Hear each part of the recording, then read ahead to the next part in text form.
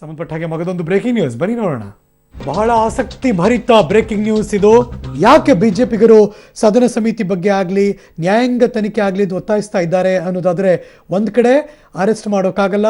ಸದನ ಸಮಿತಿ ಅಂದರೆ ಮೂರು ಪಕ್ಷದವರಲ್ಲಿ ಇರ್ತಾರೆ. ಕರೆದು ಯಾರಿಗೆ ಸಂಬಂಧಪಡ್ತಾರೆ ಅವರ ಹೇಳಿಕೆಗಳನ್ನು ಪಡೆದು ದಾಖಲಿಸ್ಕೊಳ್ಬೇಕು. ನ್ಯಾಯಾಂಗ ತನಿಖೆಯಲ್ಲೂ ಕೂಡ ಅರೆಸ್ಟ್ ಮಾಡೋ ಹಾಗಾಗಲ್ಲ. ಅವ್ರನ್ನ ಕರೆದು ಸಂಬಂಧಪಟ್ಟವ್ರ ಎಲ್ಲ ವಿವರಣೆಗಳನ್ನು ಕೂಡ ನ್ಯಾಯಾಂಗ ತನಿಖೆಯಲ್ಲೂ ಕೂಡ ದಾಖಲಿಸ್ಕೊಳ್ಬೇಕು. ಹಾಗಾಗಿ ಅದಕ್ಕೆ ಒತ್ತಾಯ ಮಾಡ್ತಿದ್ದಾರೆ ಬಿ ಜೆ ಪಿಯವರು ಅಂತ. ಸೊ SIT ಅಥವಾ ACB ಅವರಿಗೇನಾದರೂ ಒಪ್ಪಿಸಿದ ಪಕ್ಷದಲ್ಲಿ ಇದೆಲ್ಲ ಬೆಳವಣಿಗೆ ಆಗೋಗುತ್ತೆ ಅಂತ ಮತ್ತಷ್ಟು ಮಾಹಿತಿ ನನ್ನ ಕೊಲೀಗ್ ಮುರಳೀಧರ್ ಇದ್ರ ಬಗ್ಗೆ ಮಾಹಿತಿ ಕೊಡೋದಕ್ಕೆ ನೇರ ಸಂಪರ್ಕದಲ್ಲಿ ಜಾಯಿನ್ ಆಗ್ತಿದ್ದಾರೆ. Very good morning, good afternoon Muralidhar. ಬಿಜೆಪಿಗರು ಈ ಒತ್ತಾಯ ಏನು ಮಾಡ್ತಿದ್ದಾರೆ, SIT ಬೇಡ, ACB ಬೇಡ, ನ್ಯಾಯಾಂಗ ತನಿಖೆ, ಸದನ ಸಮಿತಿ, ಅದ್ರ ಹಿಂದೆ ಕೂಡ ಇನ್ನೊಂದು ಸ್ಟ್ರಾಟಜಿ ಇದೆಯಾ? ಖಂಡಿತವಾಗಿಯೂ ಸ್ಪಷ್ಟವಾಗಿ ಗೊತ್ತಾಗ್ತಾ ಇರುವಂಥದ್ದು ಬಿಜೆಪಿಯವರು ನ್ಯಾಯಾಂಗ ತನಿಖೆಗೆ ಏನು ಒತ್ತಾಯ ಮಾಡ್ತಾ ಇರುವಂಥದ್ದು ಪ್ರಮುಖವಾಗಿ ಏನಾದರೆ ನ್ಯಾಯಾಂಗ ತನಿಖೆ ಮಾಡಿದ್ರೆ ಕೇವಲ ಎಲ್ಲರ ಹೇಳಿಕೆಗಳನ್ನು ಸಹ ಪಡ್ಕೊಳ್ತಾ ಹೋಗ್ತಾರೆ. ಹೇಳಿಕೆಗಳನ್ನ ಪಡ್ಕೊಳ್ತಾ ಹೋದ ನಂತರ ಅದಕ್ಕೆ ಒಂದು ವರದಿಯನ್ನು ತಯಾರಿ ಮಾಡುವಂಥದ್ದು ನ್ಯಾಯಾಂಗ ವರದಿ ಅಂತ ಹೇಳಿ, ನ್ಯಾಯಾಂಗ ತನಿಖೆ ವರದಿ ಅಂತ ಏನು ಹೇಳ್ತದೆ, ಆ ವರದಿಯನ್ನು ಮತ್ತೆ ಸದನಕ್ಕೆ ಸಬ್ಮಿಟನ್ನು ಮಾಡ್ತಾರೆ. ಸಬ್ಮಿಟನ್ನು ಮಾಡಿದಾಗ ಅದನ್ನು ಜಾರಿಗೆ ತರಬೇಕು ಬೇಡ ಅನ್ನೋದ್ರ ಬಗ್ಗೆ ಅಲ್ಲೇ ಸದನದಲ್ಲಿ ಒಂದು ತೀರ್ಮಾನ ಆಗುವಂಥದ್ದು. ಇದಿಷ್ಟು ಪ್ರೊಸೀಜರ್ ಆದರೆ ಏನು ಆರೋಪ ಸ್ಥಾನದಲ್ಲಿರುವಂಥವ್ರು ಯಾರಿಗೂ ಸಹ ತೊಂದರೆ ಆಗೋದಿಲ್ಲ. ಯಾರನ್ನೂ ಸಹ ಏನು ಅರೆಸ್ಟ್ ಅನ್ನು ಮಾಡುವಂಥದ್ದಾಗಲಿ ಮತ್ತೆ ವಶಕ್ಕೆ ತೆಗೆದುಕೊಂಡು ವಿಚಾರಣೆ ಮಾಡೋದಾಗಲಿ ಇದು ಯಾವುದೂ ಸಹ ಸಾಧ್ಯವಾಗೋದಿಲ್ಲ. ಆದರೆ SIT ತನಿಖೆ ಏನಾದರೂ ಆದರೆ SIT ತನಿಖೆಯ ಸಂದರ್ಭದಲ್ಲಿ ಪ್ರಮುಖವಾಗಿ ಒಂದು ಪೊಲೀಸ್ ವಿಂಗನ್ನು ಉಪಯೋಗಿಸ್ಕೊಳ್ತಾರೆ. ಪೊಲೀಸ್ ವಿಂಗನ್ನು ಉಪಯೋಗಿಸ್ಕೊಂಡು ತನಿಖೆಯನ್ನು ಪ್ರಾರಂಭ ಮಾಡುವಂಥದ್ದು. ತನಿಖೆಯನ್ನು ಪ್ರಾರಂಭ ಮಾಡಿದಾಗ ಪ್ರಮುಖವಾಗಿ ಆರೋಪಿ ಸ್ಥಾನದಲ್ಲಿರುವಂಥವ್ರು ಯಾರಿರ್ತಾರೆ, ಅದರಲ್ಲೂ ಪ್ರಮುಖವಾಗಿ ಬಿಜೆಪಿಯವರೇ ಆರೋಪಿ ಸ್ಥಾನದಲ್ಲಿರೋ ಹಿನ್ನೆಲೆಯಲ್ಲಿ ಅದಕ್ಕೆ ವಿರೋಧವನ್ನು ವ್ಯಕ್ತಪಡಿಸ್ತಾ ಇರುವಂಥದ್ದು. ಯಡಿಯೂರಪ್ಪ ಮತ್ತು ಶಿವನಗೌಡ ನಾಯಕ್ ಇಬ್ಬರಿಗೂ ಸಹ ದೊಡ್ಡ ತೊಂದರೆ ಆಗುತ್ತೆ. ಯಾಕಂದರೆ ಈಗ ಆಡಿಯೋ ಕ್ಲಿಪ್ಪಿಂಗ್ ಏನಿದೆ, ಆಡಿಯೋ ಕ್ಲಿಪ್ಪಿಂಗ್ ಪ್ರಾಥಮಿಕ ಹಂತದ ವಿಚಾರಣೆಗಾಗಿ ಪ್ರಮುಖವಾಗಿ SIT ತನಿಖೆಗೆ ತೆಗೆದುಕೊಳ್ತದೆ. ತನಿಖೆ ತೆಗೆದುಕೊಂಡ ನಂತರ FIR ಅನ್ನು ದಾಖಲು ಮಾಡುವಂಥದ್ದು. ಅದಾದ ನಂತರ ಆಡಿಯೋ ಶಾಂಪಲ್ ಏನಿತ್ತು ಅಂದರೆ ಡೀಲ್ ಮಾಡಿರುವಂಥ 14 ನಿಮಿಷದ ಆಡಿಯೋ ಕ್ಲಿಪ್ಪಿಂಗ್ಸ್ ಏನಿತ್ತು, ಆ ಕ್ಲಿಪ್ಪಿಂಗ್ಸ್ ಅನ್ನ ಏನು ವಿಧಿವಿಜ್ಞಾನ ಪ್ರಯೋಗಾಲಯಕ್ಕೆ ಕಳಿಸುವಂಥದ್ದು. ಅಂದರೆ ಪ್ರಮುಖವಾಗಿ ಯಡಿಯೂರಪ್ಪ ಮತ್ತು ಶಿವನಗೌಡ ನಾಯಕ್ ಮತ್ತು ಶರಣಗೌಡ ಇವರು 3 ಜನದ ಆಡಿಯೋ ಏನಿದೆ, ಆಡಿಯೋನ ಶಾಂಪಲ್ಸ್ಗಳನ್ನು ಸಹ ತೆಗೆದುಕೊಳ್ಳುವಂಥದ್ದು. ಆಡಿಯೋ ಶಾಂಪಲ್ಗಳನ್ನು ತೆಗೆದುಕೊಳ್ಳೋ ಸಂದರ್ಭದಲ್ಲಿ ಶಿವನಗೌಡ ಇರ್ಬೋದು, ಯಡಿಯೂರಪ್ಪ ಅವರು ಇರ್ಬೋದು, ಇವರೇನಾದರೂ ವಿರೋಧವನ್ನು ವ್ಯಕ್ತಪಡಿಸಿದರೆ ಅವರನ್ನು ವಶಕ್ಕೆ ತೆಗೆದುಕೊಂಡು ಆಡಿಯೋನ ವಶಕ್ಕೆ ಅಂದರೆ ಅವರಿಂದ ಆಡಿಯೋನ ಕಲೆಕ್ಟ್ ಮಾಡುವಂಥದ್ದು, ಸ್ಯಾಂಪಲ್ಸನ್ನು ಕಲೆಕ್ಟ್ ಮಾಡುವಂಥದ್ದು. ಅದಾದ ನಂತರ ಟವರ್ ಲೊಕೇಶನ್, ಪ್ರಮುಖವಾಗಿ 2 ಅಂಶಗಳನ್ನು SIT ತನಿಖೆನ ಮಾಡ್ತಾ ಹೋಗ್ತದೆ. ಒಂದು ವಿಧಿವಿಜ್ಞಾನ ಪ್ರಯೋಗಾಲಯದಲ್ಲಿ ಶಾಂಪಲನ್ನು ಮ್ಯಾಚನ್ನು ಮಾಡುವಂಥದ್ದು, ಅಂದರೆ ಆಡಿಯೋ ಅವರಿಬ್ಬರ ಮಾತಿನ ಆಡಿಯೋ ತುಣುಕುಗಳೇನಿರ್ತವೆ ಅದನ್ನು ಮ್ಯಾಚನ್ನು ಮಾಡ್ತಾರೆ. ವಿಜ್ಞಾನ ಪ್ರಯೋಗಾಲಯದ ವರದಿ ಬರುವಂಥದ್ದು. ಅದಾದ ನಂತರ ಒಂದು ದೇವದುರ್ಗದ ಒಂದು ಎಸ್ಟೇಟ್ನಲ್ಲಿ ಒಂದು ಡೀಲನ್ನು ನಡೀತು ಅಂತ ಹೇಳಿ ಏನು ಹೇಳ್ತಾ ಇದ್ದಾರೆ.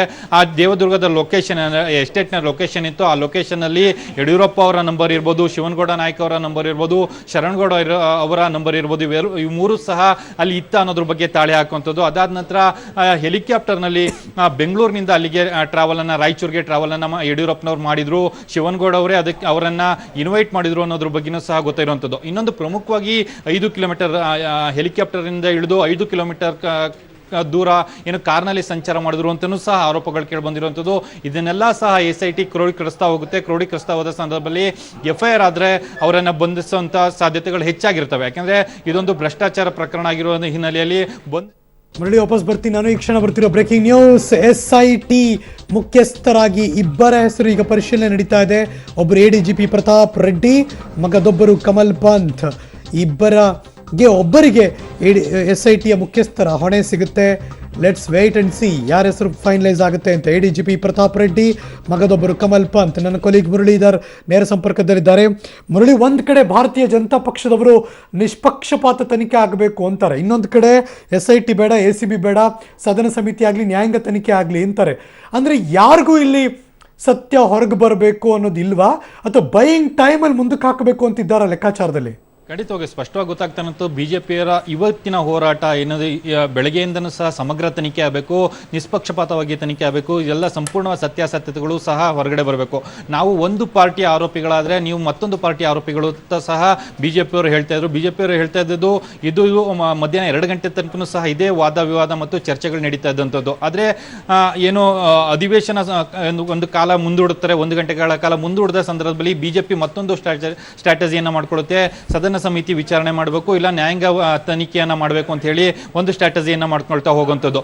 ಆದ್ರೆ ಈಗ ಸರ್ಕಾರ ಮತ್ತು ಸ್ಪೀಕರ್ ಅವರು ಒಂದು ಸ್ಪಷ್ಟ ನಿಲುವಿಗೆ ಬಂದಿರುವಂತ ರೀತಿಯಲ್ಲಿ ಕಾಡ್ತಾ ಇದೆ. SIT ತನಿಖೆಯನ್ನ ಮಾಡಿಸಬೇಕು, SIT ತನಿಖೆಯನ್ನ ಮಾಡಿಸಿದ್ರೆ ನಿಷ್ಪಕ್ಷಪಾತವಾಗಿ ತನಿಖೆಯನ್ನ ಮಾಡಬಹುದು ಮತ್ತು ಸತ್ಯಾಸತ್ಯತೆಗಳು ಹೊರಗಡೆ ಬರಲಿಕ್ಕೆ ಒಂದು ರೀತಿಯ ಆಯಾಮ ಮತ್ತು ಒಂದು ಜಾಗ ಸಿಕ್ಕುತ್ತೆ ಅಂತ ಹೇಳಿ ವಿರೋಧ ಪಕ್ಷದಲ್ಲಿ ಕೂತಿರೋರು SITಗೆ ಕೊಟ್ಟರೆ ಸಿಎಂ ಅಧೀನಕ್ಕೆ ಬರುತ್ತೆ, ಪ್ರಭಾವ ಬೀರೋ ಸಾಧ್ಯತೆ ಇದೆ ಅಂತಿದ್ದಾರಲ್ಲ, ಇದಕ್ಕೆ ಆಡಳಿತ ಪಕ್ಷವಾಗಿ ಮುಖ್ಯಮಂತ್ರಿಗಳು ಹೇಗೆ ಸಮಜಾಯಿಷಿ ಕೊಡ್ತಾರೆ? ಖಂಡಿತವಾಗಿಯೂ ಅದನ್ನು ಸಹ ಚರ್ಚೆಯಲ್ಲಿ ತೆಗೆದುಕೊಳ್ಳುವಂಥದ್ದು ಮತ್ತು ಬಿಜೆಪಿಯ ಈಗಿನ ಸ್ಟ್ರಾಟಜಿ ಅದೇ ಆಗಿರುವಂಥದ್ದು. ಸದನದ ಅಧಿವೇಶನ ನಡೀತಾರೆ, ಸದನದ ಒಳಗಡೆ ಗಲಾಟೆಯನ್ನು ಮಾಡುವಂತ ಎಲ್ಲ ಪ್ಲಾನ್ ಅನ್ನು ಸಹ ಮಾಡ್ಕೊಂಡಿದ್ದಾರೆ ಅಂತ ಹೇಳಿ ಮೂಲಗಳು ಹೇಳ್ತಾ ಇರುವಂಥದ್ದು.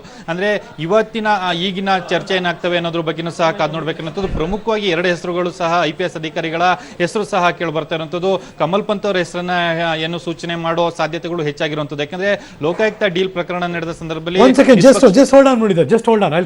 ಬರ್ತೀನಿ ನಾನು. ಎಲ್ಲ ಬೆಳವಣಿಗೆಗಳ ನಡುವೆ ಮಗದೊಂದು ಬ್ರೇಕಿಂಗ್ ನ್ಯೂಸ್ ಈ ಕ್ಷಣಕ್ಕೆ ಬರ್ತಾ ಇದೆ. ಹಾಗಾದ್ರೆ ಏನದು ಬ್ರೇಕಿಂಗ್ ನ್ಯೂಸ್? ಇದೀಗ ಬರ್ತಾ ಇದೆ ನೋಡಿ. ಬಿಜೆಪಿ ಶಾಸಕ ಶಿವನಗೌಡ ನಾಯಕಗೆ ಬಂಧನದ ಭೀತಿ ಅಂತೆ. Let's take a look. ಈ ಕ್ಷಣ ಬರ್ತಿರೋ ಬ್ರೇಕಿಂಗ್ ನ್ಯೂಸ್. SITಗೆ ಕೊಟ್ಟರೆ ಅದಾದ ನಂತರದಲ್ಲಿ ನೆಕ್ಸ್ಟ್ ಆಗುವಂತಹ ಬೆಳವಣಿಗೆಗಳ ಬಗ್ಗೆ ನಿಮ್ಗೆ ಗಮನಕ್ಕೆ ಕೊಡ್ತಾ ಇದ್ದೀವಿ. FIR ದಾಖಲಾದರೆ ದೇವದುರ್ಗದ ಶಾಸಕರಿಗೆ ಬಂಧನದ ಸಾಧ್ಯತೆ ಇದೆ. ಬಿಕಾಸ್ 50 ಕೋಟಿ ಸ್ಪೀಕರ್ ಬುಕ್ಕು ಇದೆಲ್ಲ ಮಾತಾಡಿದ್ದವರು ಅವರದೇ ಧ್ವನಿ ಅಂತ ಹೇಳಲಾಗುತ್ತಿರುವಂತಹ ಟೇಪ್ ಅದು. ಶಿವನಗೌಡ ನಾಯಕ್ ದೇವದುರ್ಗದ ಬಿಜೆಪಿಯ ಶಾಸಕರು. ಮತ್ತಷ್ಟು ಮಾಹಿತಿ ನನ್ನ ಕೊಲೀಗ್ ಮುರಳಿ ಇದ್ದಾರೆ. Go back Murali.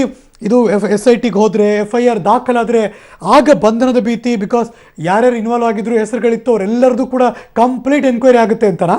Welcome back. ವಾಪಸ್ ಬರ್ತೀವಿ, ರೀಕನೆಕ್ಟ್ ಮಾಡುವಂಥ ಪ್ರಯತ್ನ ಮಾಡ್ತೀವಿ. ಇದಿಷ್ಟು ಈ ಕ್ಷಣ ಬರ್ತಿರುವಂತಹ ಬ್ರೇಕಿಂಗ್ ನ್ಯೂಸ್.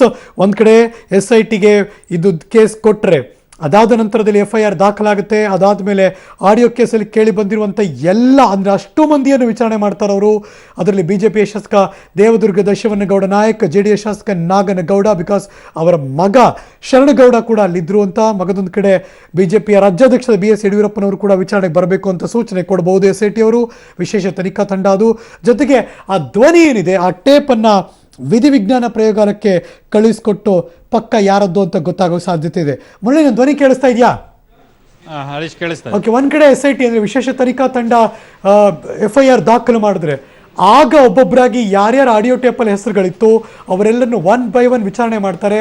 ಅನುಮಾನ ಬಂದರೆ ಅರೆಸ್ಟ್ ಕೂಡ ಮಾಡ್ತಾರೆ. ಇದೇ ಭೀತಿ ಕಾಡ್ತಿರೋದು ಬಿಜೆಪಿಗರಿಗೆ? ಖಂಡಿತವಾಗಿಯೂ ಅದೇ ಸ್ಪಷ್ಟವಾಗಿ ಅನುಮಾನ ಕಾಡ್ತಾ ಇರುವಂಥದ್ದು. ಜೊತೆಗೆ ಅದೇ ಭಯ ಸಹ ಕಾಡ್ತಾ ಇರುವಂಥದ್ದು. ಯಾಕೆಂದರೆ ಏನು FIR ಅನ್ನು ದಾಖಲು ಮಾಡ್ಕೊಳ್ತಾರೆ. ಶರಣಗೌಡನ ಕಂಪ್ಲೇಂಟ್ ಆಗಿ ಅಂದರೆ ದೂರುದಾರನಾಗಿ ಮಾಡ್ಕೊಳ್ಳೋಂಥದ್ದು. ದೂರುದಾರನಾಗಿ ಮಾಡ್ಕೊಂಡ ನಂತರ ಅವರನ್ನು ಫಸ್ಟು ವಿಚಾರಣೆಗೊಳಪಡಿಸುವಂಥದ್ದು. ಅಂದರೆ ಏನಾಯಿತು ಅವತ್ತಿನ ಘಟನೆ, ನಿಮಗೆ ಯಾರು ಆಫರ್ ಮಾಡಿದ್ದು ಮತ್ತು ನಿಮಗೆ ಕರೆಯನ್ನು ಕೊಟ್ಟವ್ರು ಯಾರು, ಅಂದರೆ ಏನು ದೇವದುರ್ಗಕ್ಕೆ ಬರಲಿಕ್ಕೆ ನಿಮಗೆ ಹೇಳಿದವ್ರು ಏನು ಅನ್ನೋದ್ರ ಬಗ್ಗೆ ಸಂಪೂರ್ಣವಾಗಿ ಮಾಹಿತಿಯನ್ನು ಕಲೆ ಆಗ್ತಾ ಹೋಗ್ತಾರೆ. ಮಾಹಿತಿಯನ್ನು ಕಲೆ ಆಗ್ತಾ ಹೋದ ಸಂದರ್ಭದಲ್ಲಿ ಶರಣಗೌಡ ಏನೇನು ಹೇಳಿಕೆಯನ್ನು ಕೊಡ್ತಾರೆ. ಅದಾದ ನಂತರ ಆರೋಪಿ ಸ್ಥಾನದಲ್ಲಿ ಪ್ರಮುಖವಾಗಿ ಶಿವನಗೌಡ ನಾಯಕ್ A1 ಆಗಿ ಶಿವನಗೌಡ ನಾಯಕ್ ಅನ್ನೋರನ್ನ ಮತ್ತು ಯಡಿಯೂರಪ್ಪ A2 ಆಗಿ ಯಡಿಯೂರಪ್ಪ ಅವ್ರನ್ನ ಮಾಡ್ಕೊಳ್ತಾರೆ ಅನ್ನೋದ್ರ ಬಗ್ಗೆ ಈಗ ಮೂಲಗಳು ಮಾಹಿತಿಯನ್ನ ನೀಡ್ತಾ ಇರುವಂಥದ್ದು. ಇವರಿಬ್ಬರನ್ನು ಸಹ ವಿಚಾರಣೆಗೊಳಪಡಿಸ್ತಾರೆ. ವಿಚಾರಣೆಗೊಳಪಡಿಸೋ ಸಂದರ್ಭದಲ್ಲಿ ವಿಚಾರಣೆಗೆ ಕರೆದಾಗ ಅವರೇ ಆಡಿಯೋ ಶಾಂಪಲ್ಸ್ ಅನ್ನ ಕಲೆಕ್ಟ್ ಮಾಡ್ತಾರೆ. ಯಾಕಂದ್ರೆ ಅವ್ರಿಗೇನೆ ಹೇಳ್ತಾರೆ, ಆರೋಪಿ ಸ್ಥಾನದಲ್ಲಿ ಇರುವಂತಿರ್ಬೋದು ಮತ್ತು ಕಂಪ್ಲೇಂಟ್ ಇರ್ಬೋದು, ಇವ್ರು 3 ಜನಕ್ಕೂ ಸಹ ಹೇಳಿ ನಿಮ್ಮ ಆಡಿಯೋ ಶಾಂಪಲ್ ಅನ್ನ ನಾವು ಕಲೆಕ್ಟ್ ಮಾಡ್ಕೊಳ್ತಾ ಇದೀವಿ ಅಂತೇಳಿ ಹೇಳುವಂಥದ್ದು. ಅದಾದ ನಂತರ ಆಡಿಯೋ ಶಾಂಪಲ್ಸ್ ಅನ್ನ ತೆಗೆದುಕೊಂಡು ಏನು ವಿಡಿಯೋ ಏನು ಒಂದು ಟೇಪ್ ಅನ್ನ ರಿಲೀಸ್ ಮಾಡಿದ್ರು. 14 ನಿಮಿಷಗಳ ಒಂದು ಟೇಪ್ ರಿಲೀಸ್ ಆಗಿತ್ತು. ಆ ಟೇಪ್ಗೆ ಸಂಬಂಧಪಟ್ಟಂತೆ ಅಲ್ಲಿ ಮಾತಾಡಿರುವಂಥದ್ದು ಯಡಿಯೂರಪ್ಪ, ಶಿವನಗೌಡ ನಾಯಕ್ ಮತ್ತು ಶರಣಗೌಡ ಇವ್ರು 3 ಜನ ಅನ್ನೋದ್ರ ಬಗ್ಗೆ ವಿಧಿವಿಜ್ಞಾನ ಪ್ರಯೋಗದಿಂದ ಸ್ಪಷ್ಟವನ್ನು ಪಡಿಸ್ಕೊಳ್ತಾರೆ. ಅದಾದ ನಂತರ ಬೇರೆ ಬೇರೆ ಆಯಾಮಗಳಲ್ಲಿ ಟವರ್ ಲೊಕೇಶನ್ ಇರ್ಬೋದು. ಜೊತೆಗೆ ಯಡಿಯೂರಪ್ಪನವರು ಹೆಲಿಕಾಪ್ಟರಿಂದ ಬೆಂಗಳೂರಿನಿಂದ ಅಲ್ಲಿಗೆ ಟ್ರಾವೆಲ್ ಮಾಡಿದ ನಿಜನ, ಯಾವ ಕಂಪನಿ ಹೆಲಿಕಾಪ್ಟರ್ ಅನ್ನ ಬುಕ್ ಮಾಡಿದ್ರು ಅನ್ನೋದ್ರ ಬಗ್ಗೆ ಎಲ್ಲ ಸಹ ಸಂಪೂರ್ಣವಾಗಿ ಟೆಕ್ನಿಕಲ್ ತನಿಖೆಗಳೇನಿರ್ತವೆ, ಟೆಕ್ನಿಕಲ್ ಏನು ಬೇರೆ ಬೇರೆ ಆಯಾಮಗಳಿರ್ತವೆ, ಆಯಾಮಗಳ ಮೂಲಕ ತನಿಖೆನ ಮಾಡ್ತಾರೆ. ತನಿಖೆನ ಮಾಡಿ ಬಂದ ನಂತರ ಯಾಕೆಂದ್ರೆ ಪ್ರಮುಖವಾಗಿ ಆಡಿಯೋ ಕ್ಲಿಪ್ಪಿಂಗ್ ಅನ್ನು ಕೊಡೋಕೆ let's wait and see. Thank you Muralidhar ಈ ಕ್ಷಣದ ಮಾಹಿತಿಗಾಗಿ.